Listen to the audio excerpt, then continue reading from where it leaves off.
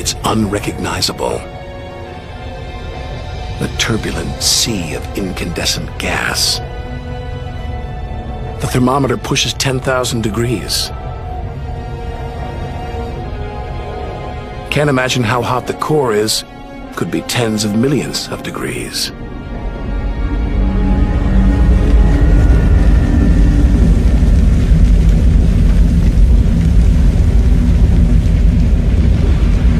Hot enough to transform millions of tons of matter into energy every second. More than all the energy ever made by mankind. Dwarfing the power of all the nuclear weapons on Earth. Back home we use this energy for light and heat. But up close, there's nothing comforting about the sun. Its electrical and magnetic forces erupt in giant molten gas loops. Some are larger than a dozen Earths, more powerful than 10 million volcanoes.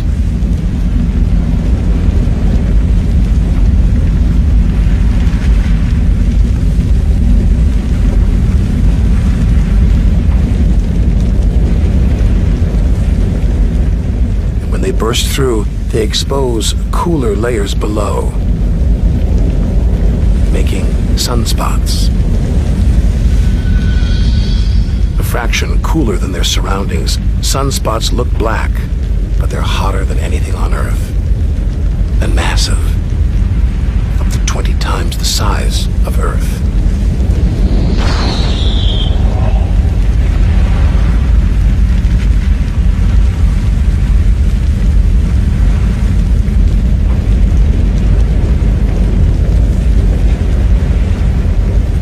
But one day, all this will stop. The sun's fuel will be spent.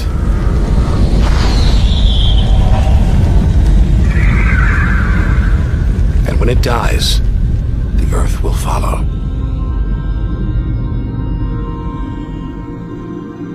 This God creates life, destroys it, and demands we keep our distance.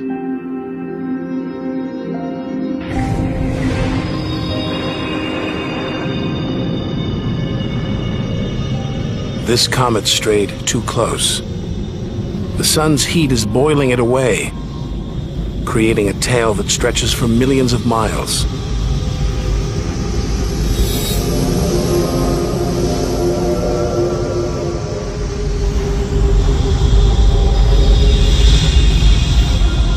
It's freezing it here. There's no doubt where this comet's from, the icy wastes of deep space. But all this steam, geysers and dust, it's the sun again, melting the comet's frozen heart. Strange, a kind of vast, dirty snowball, covered in grimy tar. Tiny grains of what looks like organic material preserved on ice since who knows when. Maybe even the beginning of the solar system. Say a comet like this crashed into the young Earth billions of years ago. Maybe it delivered organic material and water, the raw ingredients of life. It may even have sown the seeds of life on Earth that evolved into you and me.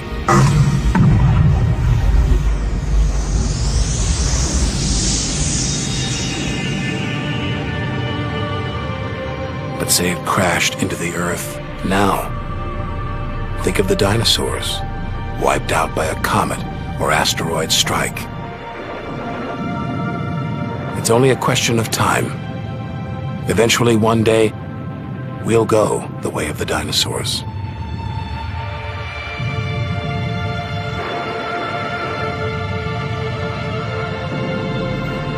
If life on Earth was wiped out, we'd be stuck out here, homeless. Adrift in a hostile universe. We need to find another home. Among the millions, billions of planets, there must be one that's not too hot, not too cold, with air, sunlight, water. Where, like Goldilocks, we could comfortably live.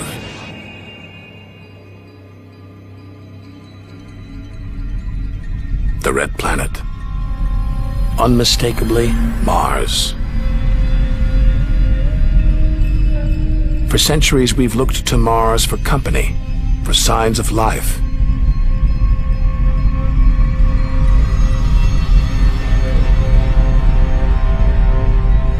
Could there be extraterrestrial life here? Are we ready to rewrite the history books, to tear up the science books, to turn our world upside down? What happens next could change everything.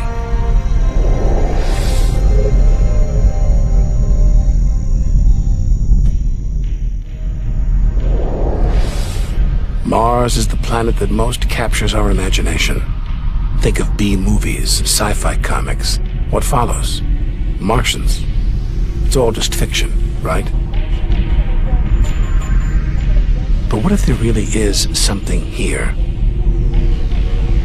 Hard to imagine, though. Up close, this is a dead planet. The activity that makes the Earth livable shut down millions of years ago here. Red and dead. Mars is a giant fossil.